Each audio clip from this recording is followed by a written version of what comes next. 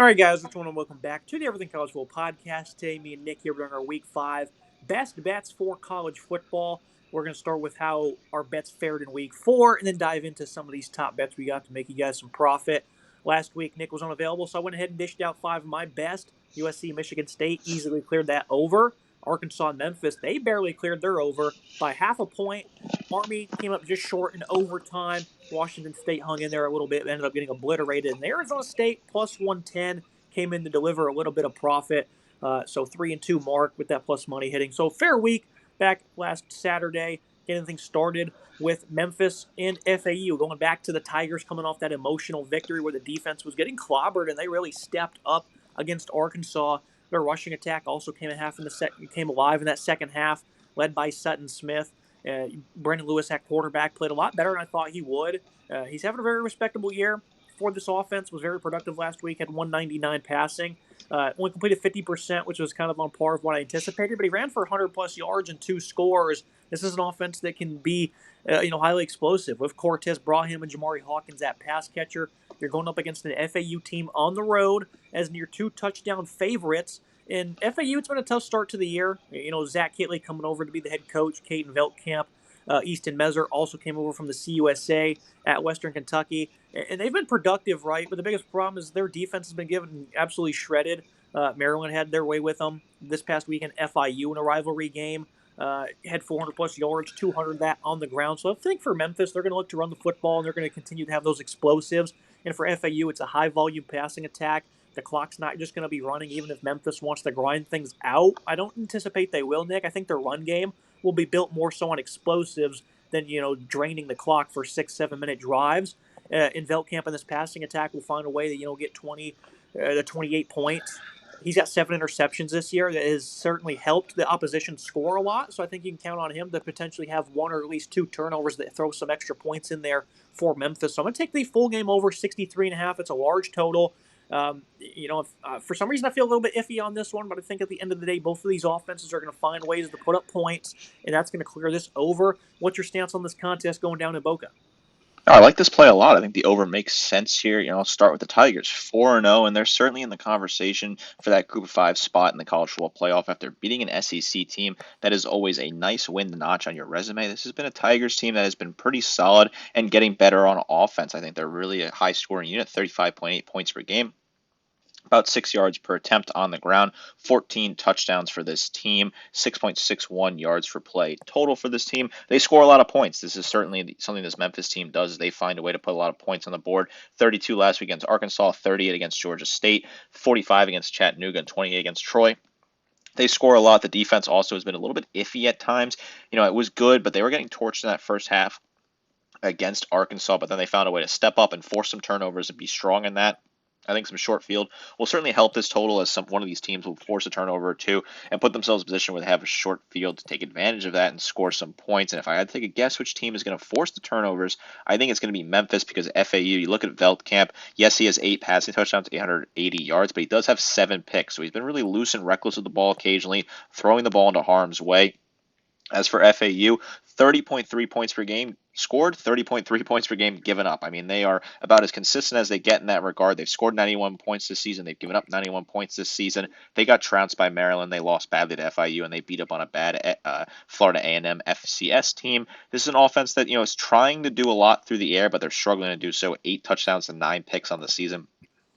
Not very good, and they're not very effective running the ball, 4.18 yards per attempt and 2 scores. So if they want to be competitive in this game, I think they have to go through the air and attack and try to put a lot of points on the board that way and try to get a lot of chunk yards, which I think will lead to turnovers and ultimately the Memphis getting short fields and able to cash in and get 7 points on those quick possessions. I think they'll score a lot of points. I think Memphis will blow this team out. I'm thinking, like a 52-20 type of win, which would clear that 63.5. I think this is going to be a very high-scoring affair, a one-sided high-scoring affair, but I do like what you're looking at here. I think your read makes a ton of sense here. I think the full game over in this one makes sense as it should be a ton of points on the board down at Boca.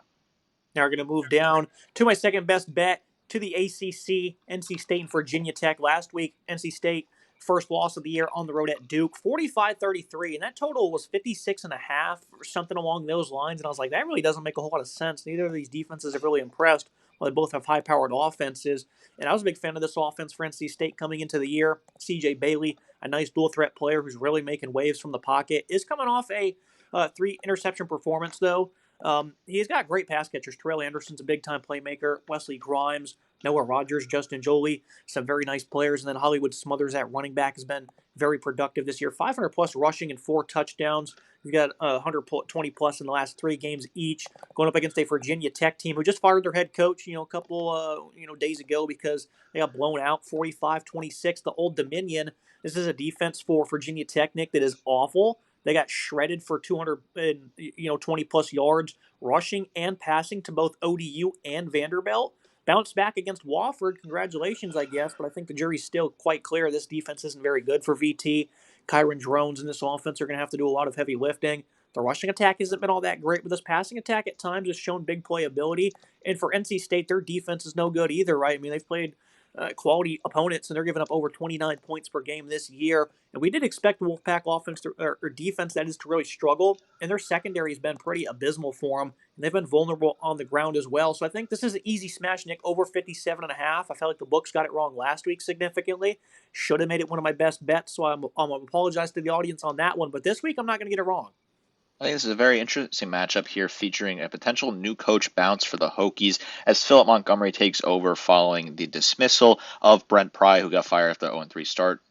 This guy in Montgomery, he was previously OC for Tech, and he was the co-OC for the Birmingham Stallions and Auburn. Prior to that, he was the Tulsa head coach for a handful of years in the past, losing his job in 2022. He had some decent seasons for the Golden Hurricanes. He is now the head coach here, and they seem to have a little bit more energy. I know they're playing Wofford, so it's really hard to kind of gauge that entirely. So now you're facing a real talented team in NC State.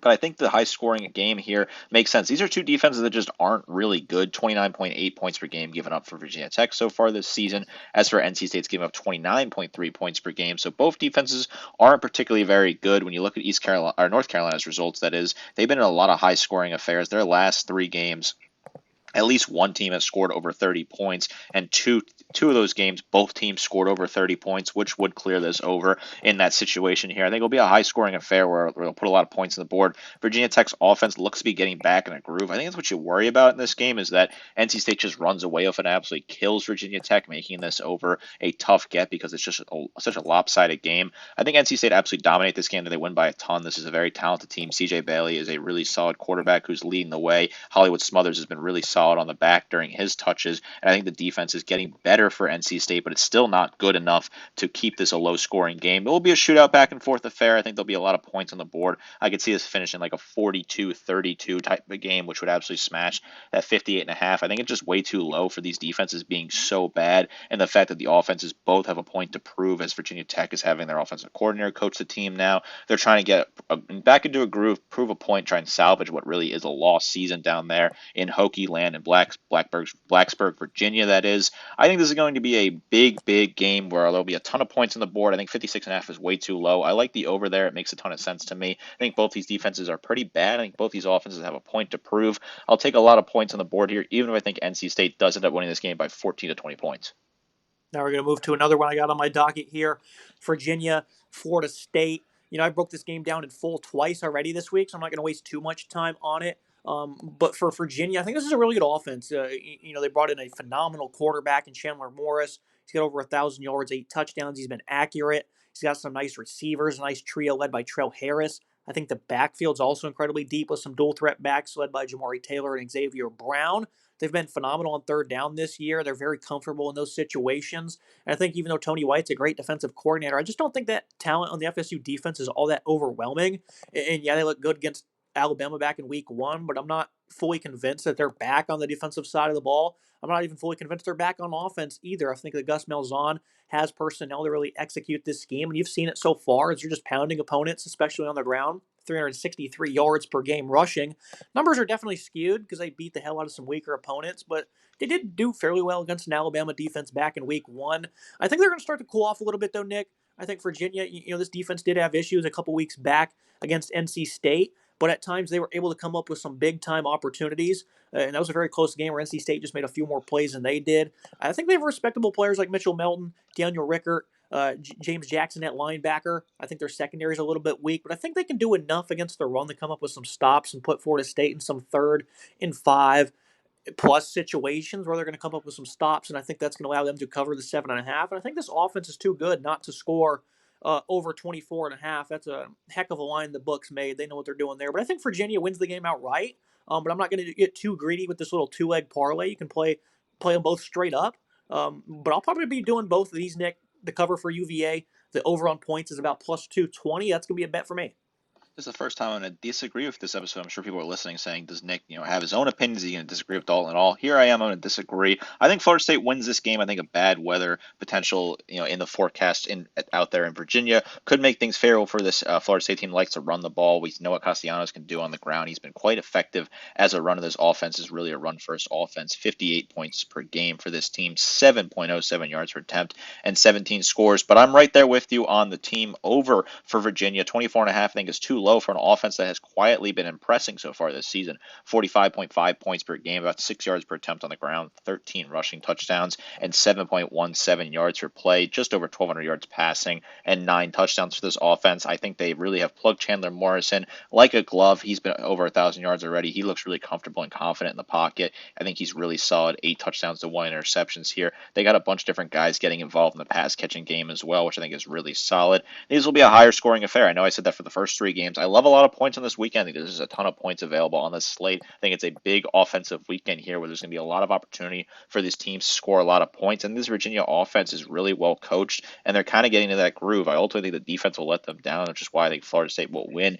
and cover this spread, albeit barely, probably winning by 10 points when it's all said and done. But I think this Virginia team has too much talent on offense not to score a fair amount of points here. You've seen it so far where they've been able to put up a lot of points. I know they beat some bad teams, but they still put up a lot of points in those games.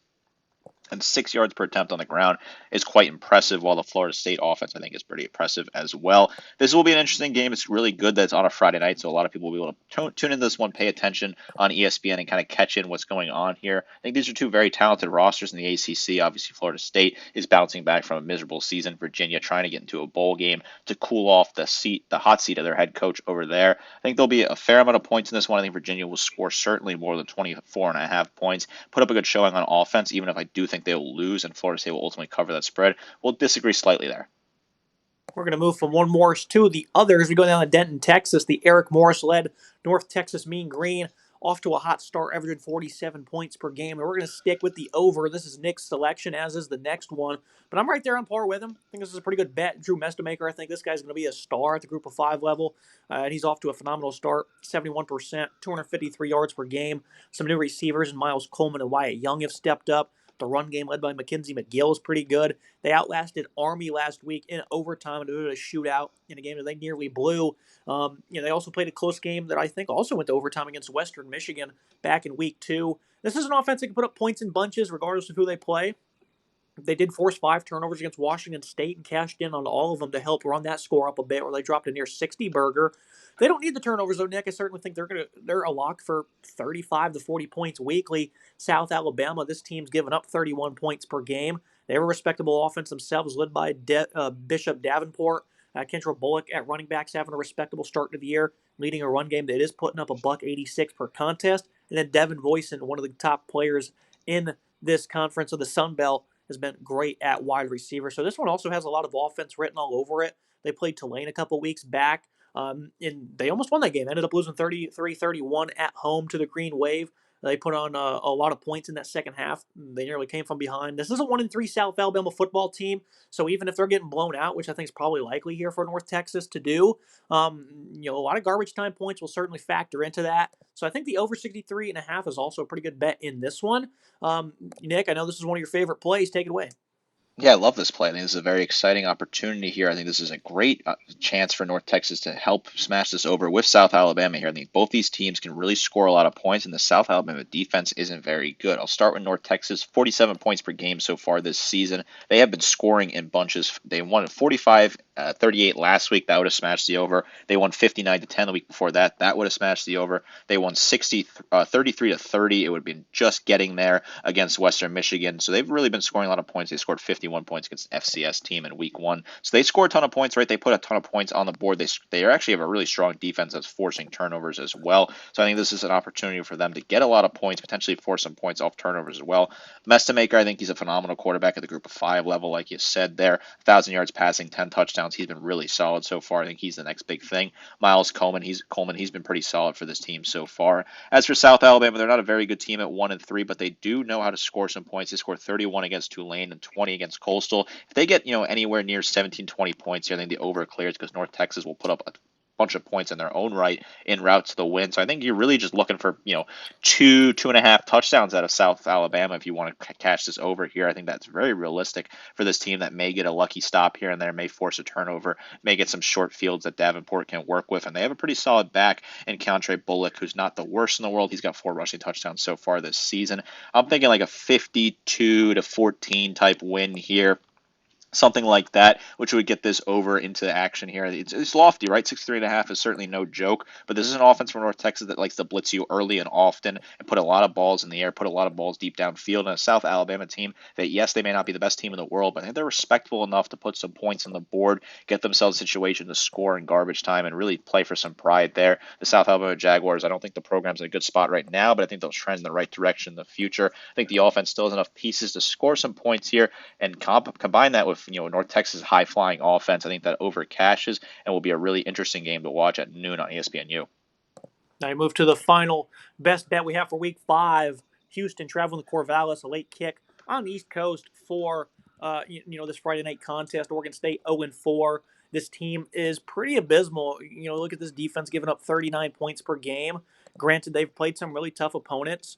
Oregon and Texas Tech have been the last 2, and they had to travel for both of those. So now they're going to come back home and look to put up some life, where they've been a little bit better at home.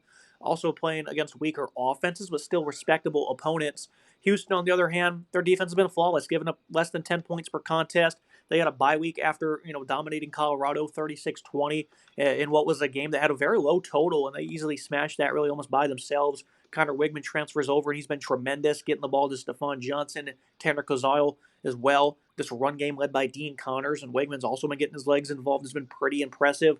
190-plus yards in all 3 games so far this year. I think this is a pretty good bet. I'm a little worried because it is a night game in Corvallis.